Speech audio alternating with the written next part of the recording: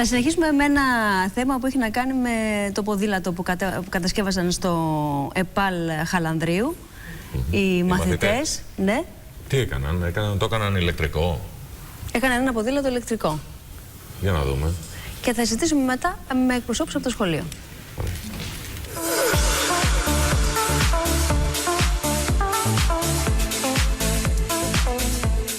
Ένα μικρό ποδήλατο και ένα μικρό παιδί είδαν το πρόβλημα το άρρητο και κάναν βόλτα στη ζωή.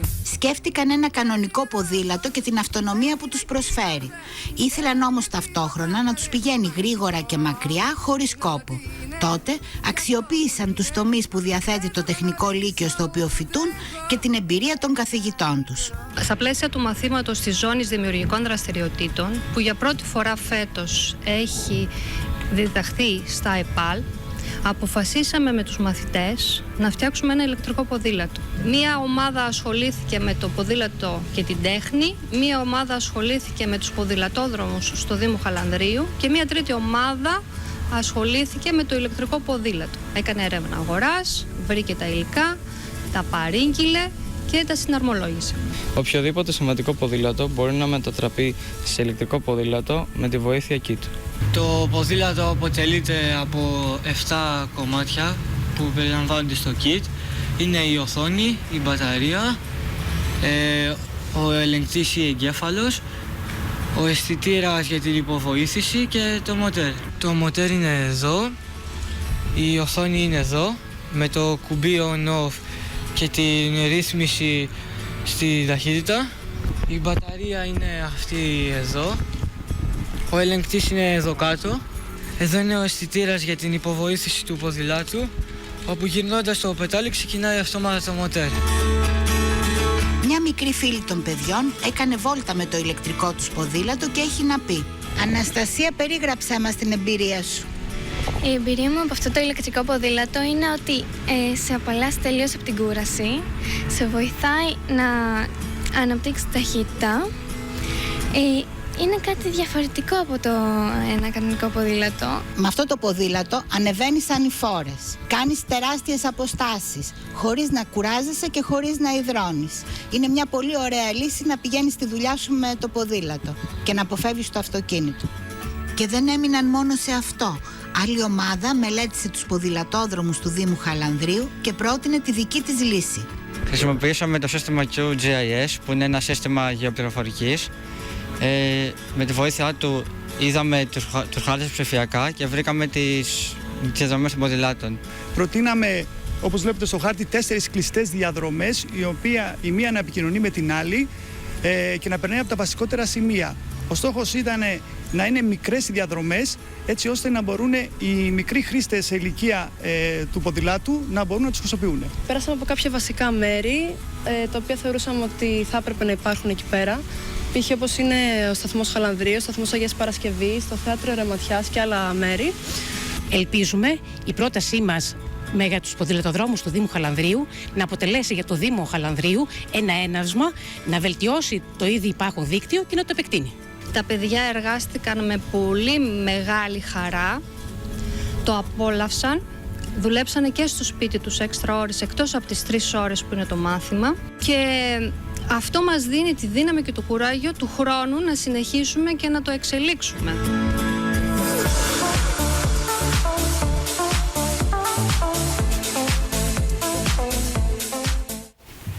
Λοιπόν, πώς το σχολιάζεις? Φοβερό. Μ' αρέσει που το ένα κανονικό ποδήλατο έγινε ηλεκτρικό και που το κάνουν μαθητές του Λυκείου. Αυτό είναι το πάρα πολύ ωραίο. Εμένα μου άρεσε που ασχοληθήκαν λιγάκι και με το πού θα κάνουν ποδήλατο. Σωστό. Και μου άρεσε η μελέτη που κάνανε, διότι το Χαλάνδρη είναι και μια περιοχή η οποία έχει σοβαρότατο πρόβλημα κυκλοφορίας και πάρκινγκ. Άρα η πρόταση είναι ολοκληρωμένη. Πώς θα κάνει ο άλλος ποδήλατο. Είναι ολοκληρωμένη η πρόταση. Ναι, είναι ολοκληρωμένη, όντως.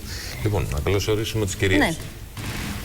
Είναι η κυρία Ρίζου, καθηγήτρια ηλεκτρολογίας από το Λύκειο Χαλανδρίου, το ΕΠΑΛ, και η κυρία Σταυρουλά Οικονόμου, η διευθύντρια του πρώτου λυκείου. Καλώς ήλθατε. Καλώς ήρθατε. Συγχαρητήρια για το project. Ήσασταν πολύ κοντά στα παιδιά. Πώς προέκυψε αυτή η ιδέα και πώς σιγά σιγά υλοποιήθηκε? Τους το είπατε, την αλήθεια, ή σας το είπανε? Μας το είπανε.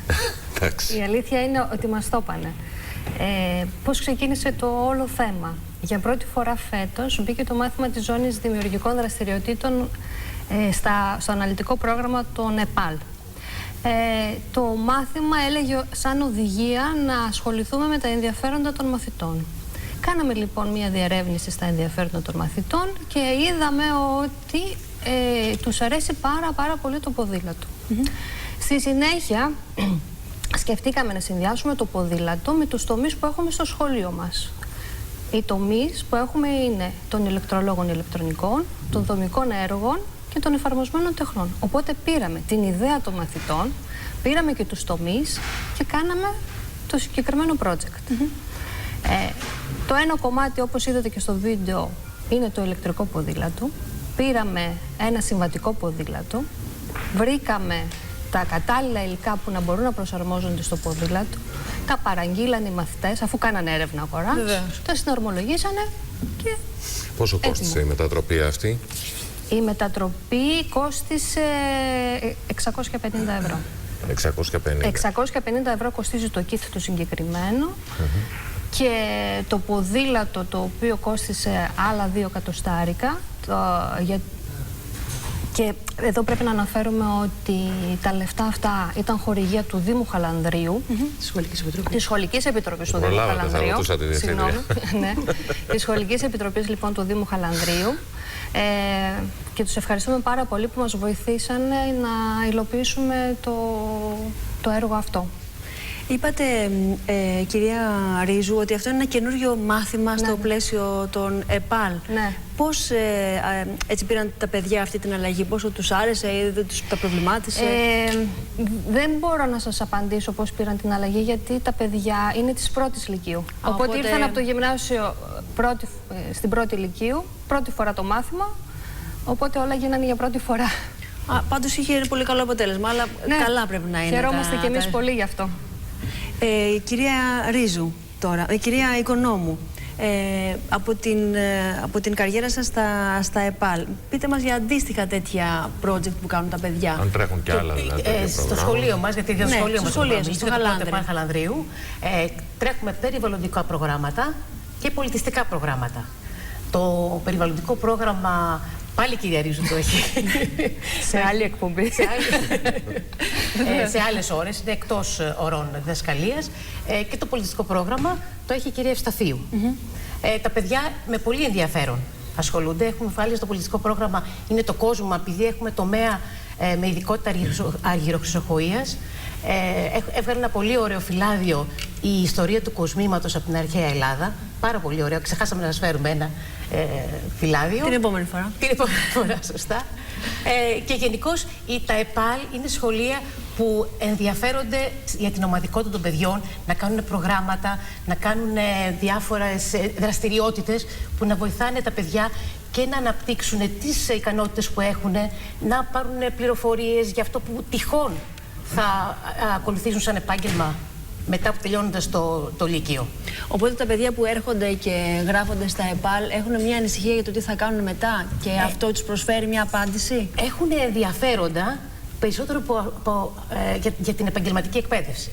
Δηλαδή είναι παιδιά που τους ενδιαφέρει, παραδείγματος χάρη, ένα παιδί ζωγραφίζει, θέλει να ασχοληθεί με τη γραφιστική. Στο σχολείο μας μπορεί να βρει πολλές ώρες πάνω σε αυτά τα μαθήματα. Τώρα με την εμπειρία που έχετε συγκεντρώσει, μπορούν να φτάσουν λίγο πιο γρήγορα στο σκοπό που έχουν να γίνουν επαγγελματίες σε κάτι, να μάθουν ένα επάγγελμα καλά? Καταρχάς, τελειώνοντας το ΕΠΑΛ, μπορεί κατευθείαν να βγει στην αγορά. Βέβαια, με το πτυχίο του επίπεδου 4 που δίνει το ΕΠΑΛ, που είναι οι βασικές γνώσεις πάνω στο επάγγελμα που θέλουν να ακολουθήσουν. Αν θέλουν να πάνε κάπου παραπέρα, μπορούν να περάσουν και στα τεχνολογικά και στα ΑΤΕΗ και στα ΑΕΗ με το 1% από φέτος. Επίσης, μπορούν τελειώνοντας και έχοντας το πτυχίο του ΕΠΑΛ να πάνε σε ΙΕΚ, να αναβαθμίσουν το πτυχίο, να το κάνουν επίπεδο 5, δίνοντας πιστοποίηση βέβαια από εκεί και πέρα. Έτσι, βγαίνοντας από το σχολείο, από το ΕΠΑΛ, ένα παιδί μπορεί να ασχοληθεί με αυτό που του αρέσει. Είναι μικρή η ποσόστοση και κρατάει την αίσθηση ότι είναι υποδεέστερο του Γενικού Λυκείου το ΕΠΑΛ αυτή η ποσόστοση και για να μπουν στο πανεπιστήμιο, αλλά δεν και νομίζω. για Νομίζω ότι όποιος το έχει ψάξει καλύτερα, ίσως είναι πιο εύκολο να μπει με τις εξετάσεις των ΕΠΑΛ. Για ποιο λόγο, να το εξηγήσω λίγο αυτό. Ναι. Πανελλήνια δίνεις ελληνική γλώσσα και μαθηματικά, που δίνουν όλα τα παιδιά, και μετά δίνεις 2 μαθήματα ειδικότητας, που έχουν βάρος, ενώ τα ελληνικά μαθηματικά έχουν 1,5 επί 1,5, τα ειδικότητες, τα 2 μαθήματα ειδικότητας είναι 3,5 επί 3,5. Οπότε καταλαβαίνετε ότι ένα παιδί που αποδίδει σε αυτό που του αρέσει, βγάζει παραπάνω βαθμούς από ότι ένα παιδί που ασχολείται απλώς για να περάσει στο πανεπιστήμιο. Ασχολείται με μαθήματα ειδικότητας που τα έχει κάνει 2 χρονιές. Θέλετε να μας πείτε έτσι μερικά μαθήματα ειδικότητας? Θα σας πω στη δικιά μας την ειδικότητα, που είναι στον τομέα δομικών έργων, δομημένου περιβάλλοντος και αρχιτεκτονικού σχεδιασμού, που τα παιδιά στην ειδικότητα δίνουν οικοδομική και σχέδιο. Η οικοδομική είναι ένα μάθημα θεωρητικό, πρέπει να το διαβάσεις. Το σχέδιο είναι ένα μάθημα που το σχεδιάζεις, το μαθαίνεις 2 χρόνια ή και 3 μπορώ να πω, γιατί και η πρώτη ηλικία έχει σχέδιο. Και πρέπει να πας στο εργαστήριο. Θεωρητικά είναι κάτι που σου αρέσει, δεν το κάνεις υποχρεωτικά, έχεις διαλέξει να πας σε αυτό το τομέα, σ' αρέσει αυτό το αντικείμενο που ασχολείσαι, οπότε μπορεί να είσαι και πολύ καλό σε αυτό. Άλλες ειδικότητες? Εμείς, ας πω για το σχολείο που είναι πιο εύκολα, είναι ηλεκτρολόγος, ηλεκτρονικός και αυτοματισμών, είναι εφαρμοσμένων τεχνών, που στην 3η τάξη γίνονται όλες οι ειδικότητες. Έχει των γραφιστικών τεχνών, έχει των αργυροξοχών και των συντηρητών έργων τέχνης. Μετά συνολικά είναι 9 τομείς στα ΕΠΑΛ. Όποιος θέλει μπορεί να μπει στο ίντερνετ να το βρει. Είναι 9 τομείς στα ΕΠΑΛ με 36 ειδικότητες στη γάμα τάξη. Πληροφορική έχετε? Βέβαια, δεν έχουμε στο σχολείο μας, σαν ΕΠΑΛ υπάρχει. Βέβαια, πληροφορική. Υπάρχει. Τώρα δεν μου έρχεται. Μηχανολόγοι. Μηχανολόγοι, βεβαίως. Είναι οικονομίας, διοίκησης, παραϊατρικών επαγγελμάτων, μάλλον δεν λέγεται έτσι, τομέας ευεξίας, υγείας, που έχει τα ιατρικά επαγγέλματα, φυσικοθεραπευτές σαν ειδικότητα. Να ρωτήσω τώρα έτσι και την κυρία Ρίζου. Μάλιστα. Τα παιδιά που ολοκληρώνουν ένα κύκλο σπουδών της τάξης του επαγγελματικού λυκείου έχουν καλύτερη τύχη επαγγελματική από τα παιδιά τα οποία περιμένουν με γενικές σπουδές και γενικά πτυχία να φτάσουν κάποια στιγμή στην εξειδίκευση? Είναι λίγο δύσκολη η ερώτηση. Θα προσπαθήσω όμως να την απαντήσω.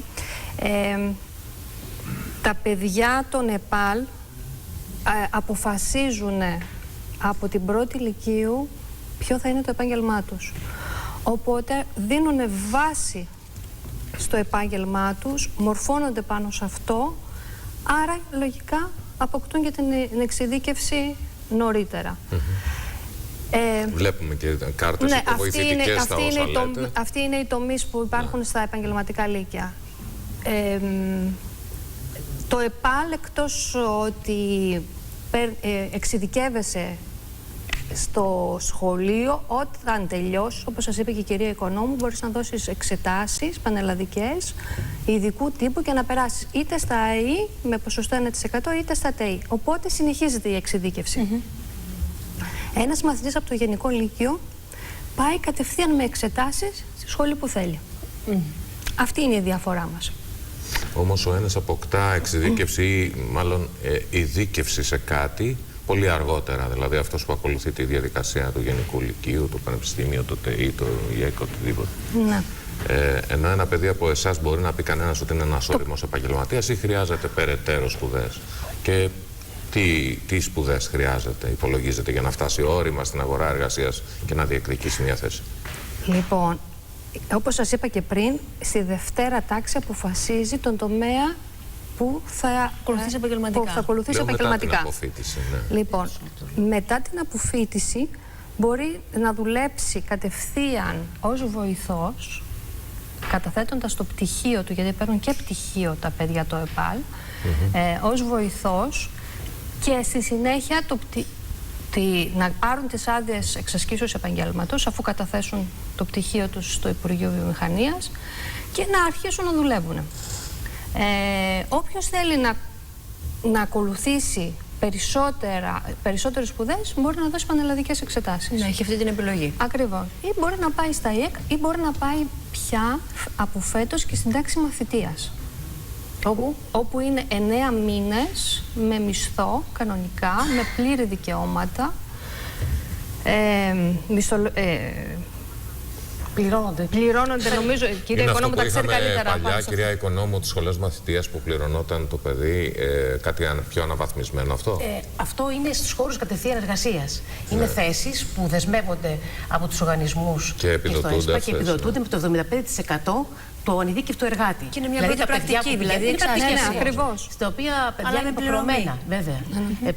Είναι υποχρεωμένοι να πηγαίνουν 4 μέρες την εβδομάδα στον τόπο εργασίας, κανονικά 8 ώρες την δουλειά που δουλεύουν, και την 5η μέρα έρχονται στο σχολείο και κάνουν μαθήματα πάνω σε αυτά που κάνουν και γενικώ καλύπτουν την ύλη, ώστε τελειώνοντας τη μαθητεία να μπορούν να δώσουν πιστοποίηση και να αναβαθμίσουν το πτυχίο τους. Πάντως η κυρία Ρίζου νομίζω τόνισε ότι ακόμα και αν αποφασίσει να αλλάξει γνώμη, έχει αυτή τη δυνατότητα. Δηλαδή, τρίτη λύκειο να δώσεις κάτι, να μην πας εκείνο που έχεις επιλέξει, να δώσεις κάτι άλλο. Όχι, δεν γίνεται αυτό.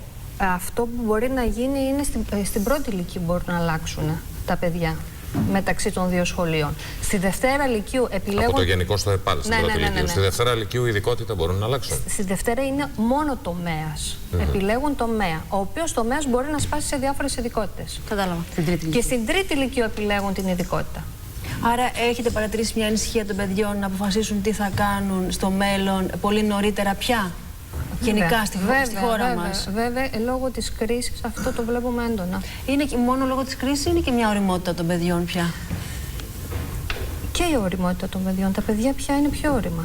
Δουλεύουν σε αυτή την ηλικία που έρχονται και στο σχολείο σας? Δηλαδή έχετε περιπτώσεις παιδιών που ήδη εργάζονται και βρίσκονται σε κάποια τάξη του ΕΠΑΛ?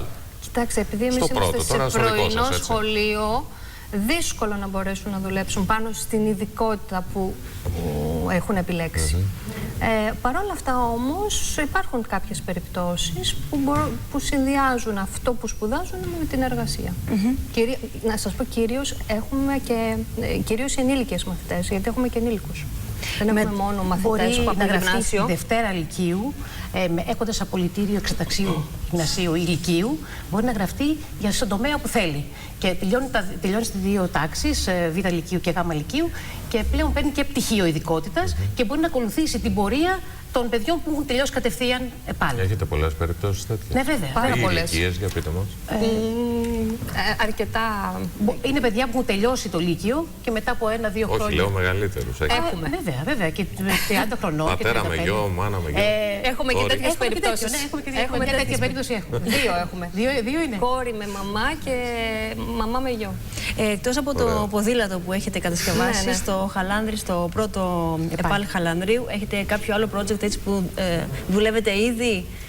Το περιβαλλοντικό αυτό που μας είπε. Το περιβαλλοντικό, φτιάξαμε ένα πολύ ωραίο πρόγραμμα φέτος. Το σχολείο μας πρασινίζει αρώματα, χρώματα και γεύσεις. Ήταν ένα πολύ ωραίο πρόγραμμα και φτιάξαμε πολλά πράγματα μέσα στο σχολείο μας. Ασχοληθήκαμε δηλαδή με τα αρώματα. Με αρωματικά φυτά. Τα αρώματα δηλαδή τα συνδυάσαμε με αρωματικά φυτά. Εδώ πάλι πρέπει να ευχαριστήσουμε το Δήμο Χαλανδρίου, γιατί ήταν χορηγός. Άρα έχετε ήδη κάποιο επόμενο project στα χαρτιά και το δουλεύετε? Ναι. Επειδή είμαστε πάρα πολλά χρόνια σε αυτό το σχολείο, προσπαθούμε το επόμενο project να είναι συνέχεια του προηγουμένου. Δηλαδή είχαμε το περιβαλλοντικό, το περσινό, και ουσιαστικά είναι μια συνέχεια το φετινό. Καλή επιτυχία και σε αυτό το project. Να είστε καλά. Ευχαριστούμε πολύ. Εμείς ευχαριστούμε πολύ. Ελπίζω να ακούσουν και τη μελέτη των παιδιών για τους ποδηλατόδρομους στο Χαλάνδρι. Εντάξει, καλό είναι να βάζει λεφτά, αλλά αυτό είναι το εύκολο κομμάτι για το Δήμο. Το δύσκολο είναι να ακολουθήσει αυτό που του λένε τα παιδιά. Ευχαριστούμε πολύ που σας δώσατε. Να είστε καλά. Διάλειμμα και επιστρέφουμε.